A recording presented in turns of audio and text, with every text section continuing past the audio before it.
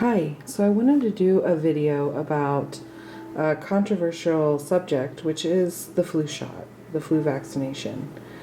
And I myself do not take the flu vaccine, and I wanted to go straight to the horse's mouth, so to speak. So I went down to my local grocery, to their pharmacy, and I asked them if I could have one of the boxes with the insert in it for this year's flu vaccine.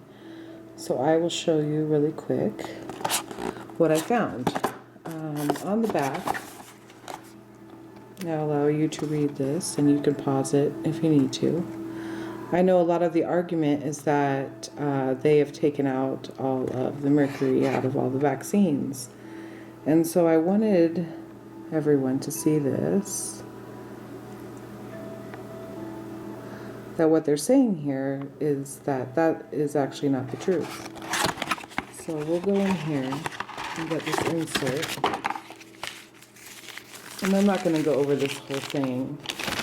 I'm just going to show you a part that I thought was interesting and important for people to see. And that is this part.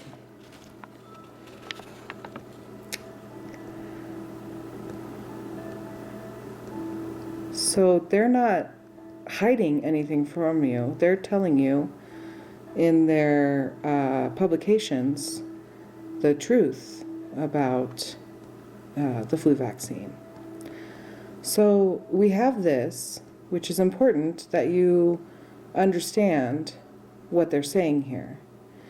And then we have the older method, which would be washing your hands with warm water and soap, and staying at home if you're sick, and taking supplements or vitamins, which you can go to like a Whole Foods or a Vitamin Cottage, and the people there are extremely approachable, very nice, very helpful, and they can point you into the direction of things that could help boost your immune system, or if you do get the flu, to help you get over it quicker. Put clean food and water into your body. That's extremely important. You filter your water and stay away from anything that's genetically modified and high in sugars or complex carbohydrates. Exercise outside. It's great to get exercise in any way that you can, but being outside and having exposure to the sun and absorbing that vitamin D is definitely a huge immune building vitamin. So I wanted to show this as well. This is an old insert from a magazine I have of National Geographic, and it came out in '98, and I will show you that right here. And it was kind of a prediction of the population in the future. And I'll go ahead and let you read that, or pause that if you'd like to read it.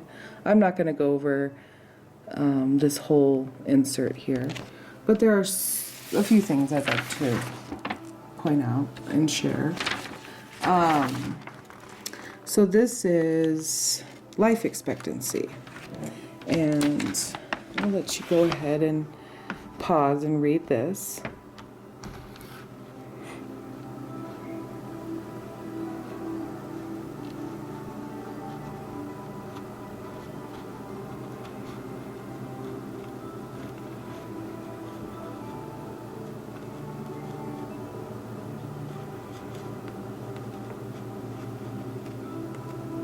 Okay.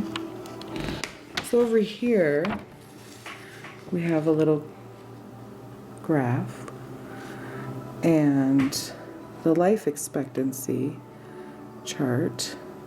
It's a little color coding, and it looks like anybody in the dark pink, life expectancy in the future from their estimation back in 1998 is less than 40 years old. But there's one place that they show that's even less than 40 years old, and it is